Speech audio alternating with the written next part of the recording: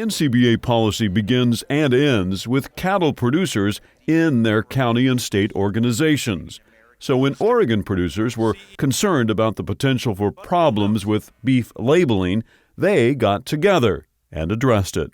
We had some producers from Harney County that wanted to bring a resolution forward because they were concerned that beef was being as little as just repackaged and then labeled as product of the United States. The issue and concern was mislabeled product that had product of the USA on it, and whether that was verified product, where it was actually from the USA or from another country or what it was. And that's where we all started. It was an important enough issue that we brought that forward to the NCBA, the summer business meeting in 2019, to the International Trade Committee. And at that point, frankly, we got a fairly little amount of pushback from even before the committee meeting, and there were a lot of people that were concerned, what's this going to do as far as international trade ramifications? Is this going to be a WTO issue? And it was a little bit of an uphill swim to get people to understand this is not a cool thing. This is just, if you're going to label it, we want it to be right. As a result of the discussion on beef labeling in NCBA's International Trade Committee, a working group representing all industry sectors was formed to dig deeper into the issue. Their directive? To report back to the committee at the annual Cattle Industry Convention on their findings. So for the International Trade Committee, we were tasked with investigating some concerns about transparency in labeling. For a while, some producers have been concerned that foreign product was being brought to the United States and relabeled or mislabeled as a product of the U.S.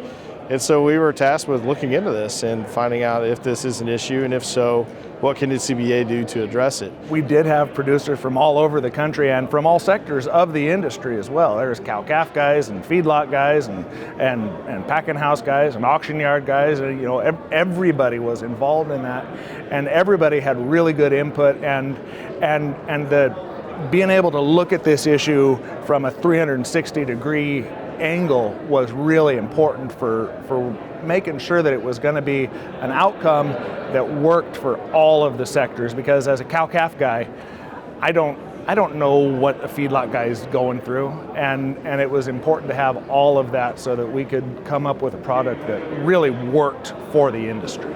This kind of showed me the importance of our grassroots mentality within NCBA. We have to have this grassroots. It has to come from our local, state associations on up, and this is what it did. And I really thank Oregon for bringing this to our attention. From our research from USDA, we found that there was a problem. If a product was processed in the United States and had a USDA process label on it, it could slap that product of USA label on the product. So we knew we had a problem.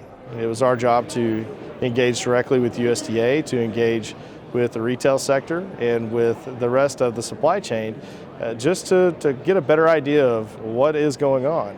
What we found is that there are some instances where some labels are questionable, but we still don't know the extent of the problem, and so that was one of the things we wanted to look into, is to find out, is this isolated or is this a much larger issue? But even with that, the working group decided that NCBA needs to engage directly with USDA and find out what we can do to make sure that any of that product that carries a product of the USA label is verified.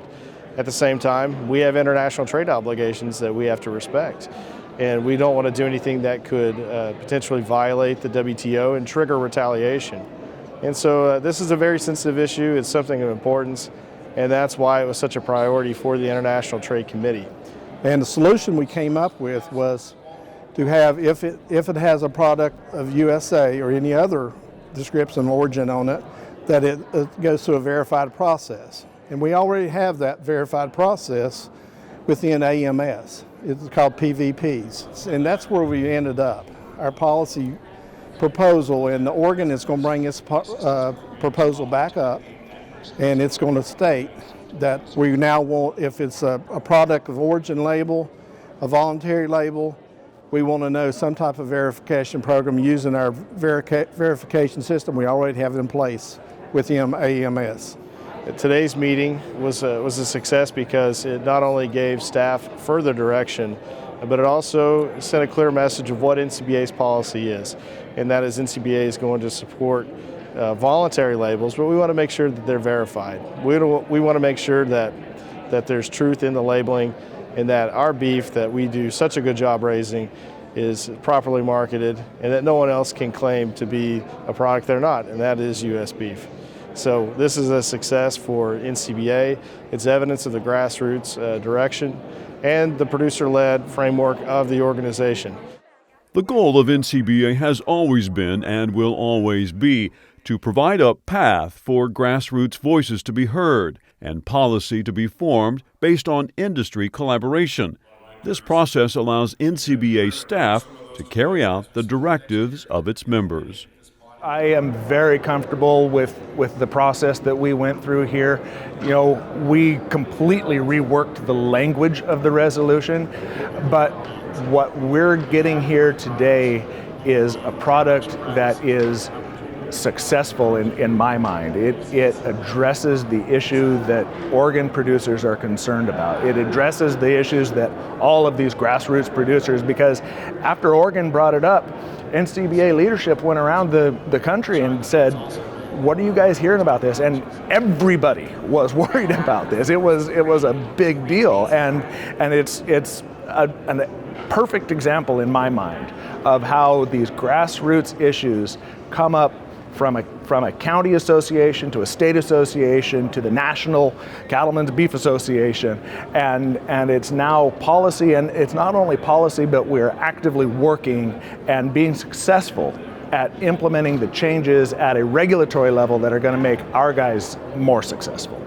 I think, coming from a small community in Virginia that has a voice, my voice starts at the local level, through the state level, and national. If I didn't have that grassroots, I wouldn't be involved with it.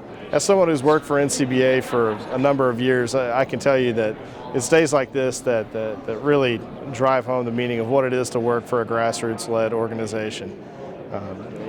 We get our direction straight from the members. When they see a problem, they bring it forward, ask us to engage, and we do. And so I think today's actions only solidify the importance of NCBA. From the NCBA International Trade Committee meeting in San Antonio, I'm Matt Fleck for NCBA's Cattlemen to Cattlemen. To get involved with NCBA's policymaking process, why not become a member? There are great incentives to do so, including a free 2.5-liter bottle of Emperor Zero from Norbrook for new members. To join, just call 866-233-3872 or visit the website ncba.org.